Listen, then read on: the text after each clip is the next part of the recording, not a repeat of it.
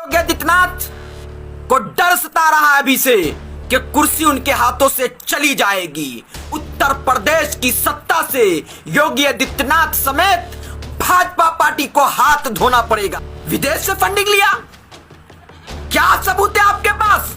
क्या तथ्य है आपके पास? साबित करिए। वो संविधान के दायरे में रहकर काम कर रहा था।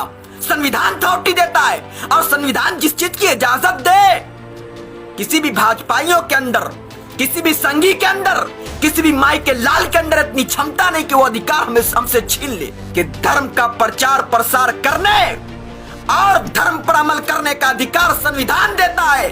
तुम कौन होते हो? आरएसएस के हेडक्वार्टर नागपुर में जो कानून बनता है उससे नहीं चलेगा। देश को बचाने के लिए, देश की हिफाजत करने के लिए हम सभी को जिस हद तक लड़ाई लड़नी पड़ेगी, जिस तरह की कुर्बानियां देनी पड़ेंगी, देंगे।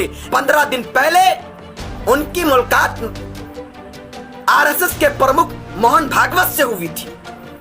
आखिर 4.5 साल से उत्तर प्रदेश में योगी की सरकार है, तो योगी आदित्यनाथ और योगी की पुलिस क्या कर रही थी? एटीएस क्या कर रहा था?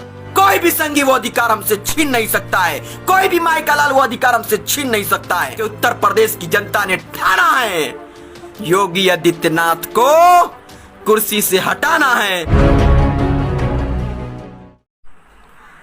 जय हिंद साथियों, मैं आपका भाई अंजारुल्लाह कमरी। साथियों, आज हम बात करेंगे उत्तर प्रदेश को लेकर कि जैसे जैसे उत्तर प्रदेश में चुनाव का समय करीब आ रहा है, ये योगी आदित्यनाथ अपनी सत्ता को जाते हुए देख रहा है। ये योगी आदित्यनाथ को डर सता रहा है अभी से कि कुर्सी उनके हाथों से चली जाएगी। कुर्सी अब इनके हाथों में आने वाली नहीं है। उत्तर प्रदेश की सत्ता से योगी आदित्यनाथ समेत भाजपा पार्टी को हाथ धोना पड़ेगा। तो जानते हैं, दुष्प्रचार कर रहे हैं, तरह तरह का धर्म ध्रुवीकरण कर रहे हैं और हिंदू मुस्लिम कार्ड खेल रहे हैं। यही वजह है कि देखिए, उत्तर प्रदेश चुनाव जैसे जैसे करीब आ रहा है, वैसे वैसे मुस्लिम स्कॉलर को गिरफ्तार किया जा रहा है। कभी मौलाना गौतम को गिरफ्तार किया जाता है, मौलाना उमर गौतम को गिरफ्तार किया जाता है। तो अब कल आधी रात को क्या हुआ? कल आधी रात को मौलाना कलीम सिद्दीकी को गिरफ्तार किया गया। किस जुर्म में गिरफ्तार किया गया जानते हैं आप? हंसी आएगी आपको कि जिसका कोई गुनाह नहीं है, वो निर्दोष है, बेगुनाह आदमी है, उसको यूपी एटीएस जाती है, उसको आधी रात को उठा लेती है। आखिर क्या गुनाह था? इल्जाम लगाया जाता उस पर कि वो अवैध धर्मांतरण के लिए विदेश से 3 करोड़ करोड़ रुपया फंड लिया और जबरदस्ती किसी को धर्म बदलने पर मजबूर कर रहा था। मैं यूपी एटीएस से पूछना चाहता हूं और यूपी की सरकार से पूछना चाहता हूं, क्या आप कहते हैं कि जबरन धर्मांतरण करा रहा था मौलाना कलीम सिद्दीकी? और एक न्यूज में बताया जा रहा था कि 5 लाख लोगों को उन्होंने करीब 5 लाख लोगों का धर्म बदला और संदिग्ध माना जा रहा है। तो बताइए, 5 ऐसा आदमी क्या आपके पास है कि जो आकर इस बात की गवाही दे, इस बात को आकर सामने रखे कि मौलाना कलीम सिद्दीकी ने उसका जबरन धर्मांतरण कराया है? बिल्कुल भी नहीं है। अगर है तो साबित करो कि 5 आदमी को या 1 आदमी को उन्होंने जबरन धर्म बदलने पर मजबूर किया हो। ये सब चुनाव जीतने के लिए हरबा अपनाया जा रहा है। ये सब का सब एक चुनाव को लेकर खेल है, षड्यंत्र है और जनता सब कुछ देख रही है।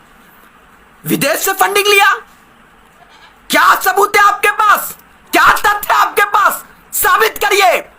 और कहते हो जबरन धर्मांतरण कराया।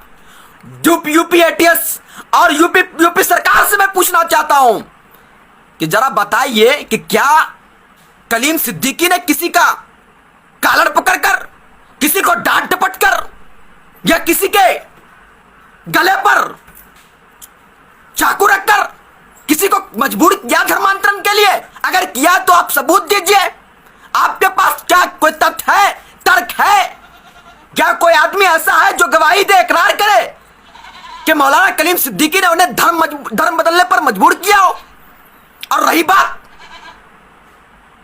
अपने धर्म का प्रचार प्रसार करने की, तो मैं उन नाअहलों से, नादानों से और जाहिलों को बता देना चाहता हूं कि संविधान पढ़ो, संविधान पढ़ो। आर्टिकल 25 से लेकर आर्टिकल 28 तक, यानी आर्टिकल 25 से लेकर आर्टिकल 28 तक, जिसमें धर्म की स्वतंत्रता की बात कही गई है कि हर किसी व्यक्ति को अपने धर्म का पालन करने, धर्म पर अमल करने का अधिकार है।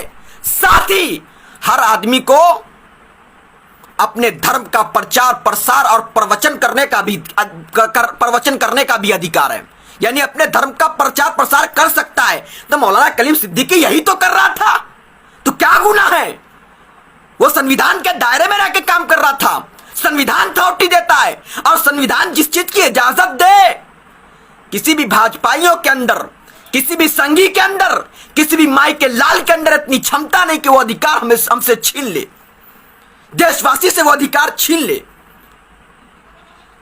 और तुम मौलाना कलीम सिद्दीकी को रात में गिरफ्तार करते हो और मुद्दा से लोगों को भटकाते हो। कहां से गिरफ्तार किया गया? मुजफ्फरनगर से, उसी मुजफ्फरनगर से जहां 5 सितंबर को किसानों ने अल्लाहू अकबर और हर हर महादेव का नारा लगाया था और आपसी सौहार्द की मिसाल पेश की थी, आपसी मोहब्बत, आपसी भाईचारे की मिसाल पेश की थी। उसी मिसाल से, उसी आपसी भाईचारे से योगी सरकार के पेट में दर्द हो रहा था। कहीं ना कहीं यही वजह है कि देखिए, हिंदू मुस्लिम कार्ड खेलने के लिए, हिंदू मुस्लिम करने के लिए मौलाना कलीम सिद्दीकी को मोहरा बनाया गया, मौलाना कलीम सिद्दीकी को गिरफ्तार करवाया गया, मौलाना कलीम सिद्दीकी को रात को उठा लिया जाता है। मैं मुसलमानों से कहूंगा, प्लीज बराए मेहरबानी मसलकी इख्तलाफात से ऊपर उठिए और एकजुट होइए, और जो एक के बाद दिगरे मौलाना को, मुसलमानों को टारगेट किया जा रहा है, उसके खिलाफ सड़कों पर उतरकर आवाज बुलंद करिए और सरकार के आंख में आंख डालकर बातें करिए और कहिए कि धर्म का प्रचार प्रसार करने और धर्म पर अमल करने का अधिकार संविधान देता है। तुम कौन होते हो जो तुम हमसे यह अधिकार छीन लो? ये देश या फिर कोई प्रदेश बाबा साहब अंबेडकर के बनाए हुए संविधान से चलता है और चलता रहेगा। आरएसएस के हेडक्वार्टर नागपुर में जो कानून बनता है उससे नहीं चलेगा। जानते हैं ये योगी आदित्यनाथ और भाजपा सरकार क्या चाहती है कि देश के अंदर अपना विचार लागू कर दें, अपना बनाया हुआ आइडियोलॉजी लागू कर दें, जो हम लोग किसी भी सूरत में नहीं होने देंगे। हम लोग संविधान के मानने वाले हैं, संविधान पर अमल करने वाले हैं और संविधान को बचाने के लिए, देश को बचाने के लिए, देश की हिफाजत करने के लिए हम सभी को जिस हद तक लड़ाई लड़नी पड़ेगी, जिस तरह की कुर्बानियां देनी पड़ेंगी, देंगे। लेकिन इन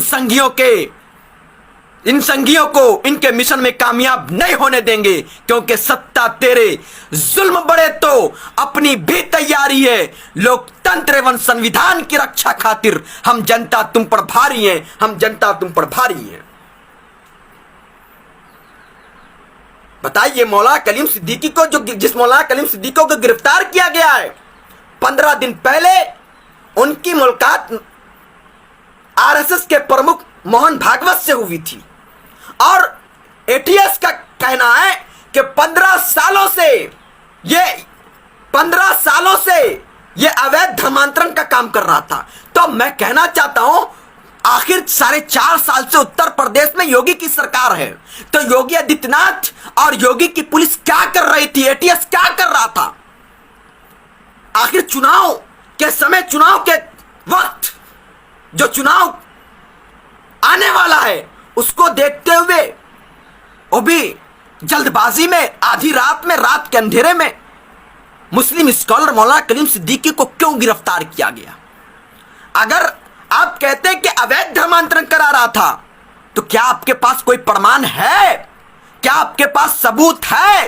क्या आपके पास कोई ऐसा आदमी है जो इस बात की गवाही दे, इकरार करे कि उनका जबरन धर्मांतरण मौलाना कलीम सिद्दीकी ने कराया? अगर नहीं, अगर आपके पास प्रमाण है, तो मैं मांग करता हूं कि मौलाना कलीम सिद्दीकी को शीघ्र गिरफ्तार किया, मौलाना कलीम सिद्दीकी को जिस तरह गिरफ्तार किया गया है, उनको शीघ्र रिहा किया जाए, उनको जेल से आजाद किया जाए, उनको छोड़ा जाए। और अगर नहीं छोड़ा जाएगा तो याद रख लो, हम सभी अमन पसंद देशवासी, हम सभी मुसलमान संविधान के दायरे में रहते हुए प्रोटेस्ट करेंगे, आंदोलन करेंगे, प्रदर्शन करेंगे। और तब तक आंदोलन करेंगे जब तक कि मौलाना कलीम सिद्दीकी को आजाद न कर दिया जाए, उनको रिहा न कर दिया जाए, क्योंकि मौलाना कलीम सिद्दीकी बेगुनाह है, निर्दोष है।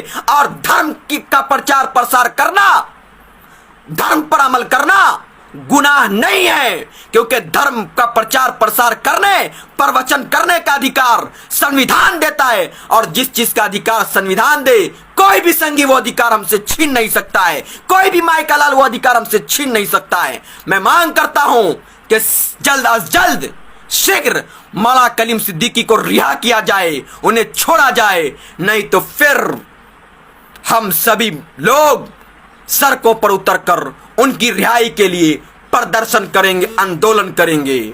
और सभी मुसलमानों से कहूंगा कि प्लीज, प्राय मेहरबानी, आप लोग आपसी इख्तलाफात, मसलकी इख्तलाफात से ऊपर उठिए और एक होने का संदेश दीजिए, मैसेज दीजिए, और मौलाना कलीम सिद्दीकी की रिहाई के लिए आवाज बुलंद करिए और सरयोगी सरकार के ईंट में ईंट बजाइए और कहिए कि अगर मौलाना कलीम सिद्दीकी को रिहा नहीं किया जाता है योगी जी, तो फिर याद रखना कि 2022 के लिए जो आप ये सब चाल चल रहे हो, ये चाल आपका भारी पड़ेगा और आप अपने चाल में फंसेंगे और आपको कुर्सी से हाथ धोनी पड़ेगी, कुर्सी गंवानी पड़ेगी।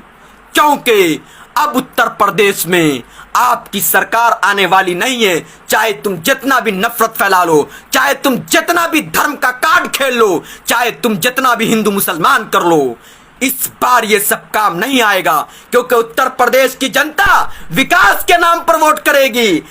उत्तर प्रदेश की जनता आपसी स्वार्थ के नाम पर वोट करेगी। उत्तर प्रदेश की जनता इस बार शिक्षा के नाम पर वोट, बेहतर शिक्षा के नाम पर वोट करेगी। उत्तर प्रदेश की जनता इस बार महिलाओं के सुरक्षा के नाम पर वोट करेगी। उत्तर प्रदेश की जनता इस बार रोजगार के नाम पर वोट करेगी।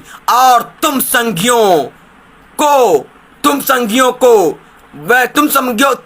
के खिलाफ वोट कर तुम्हारे कुर्सी पर जोरदार चोट करेगी, क्योंकि उत्तर प्रदेश की जनता ने ठाना है योगी आदित्यनाथ को कुर्सी से हटाना है।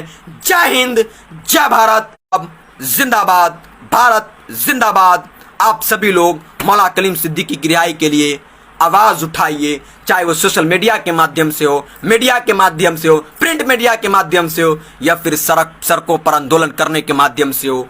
तब तक आवाज उठाइए जब तक मौलाना कलीम सिद्दीकी जेल से आजाद ना हो जाए। रिलीज मौलाना कलीम सिद्दीकी के नाम से हैशटैग चलाइए।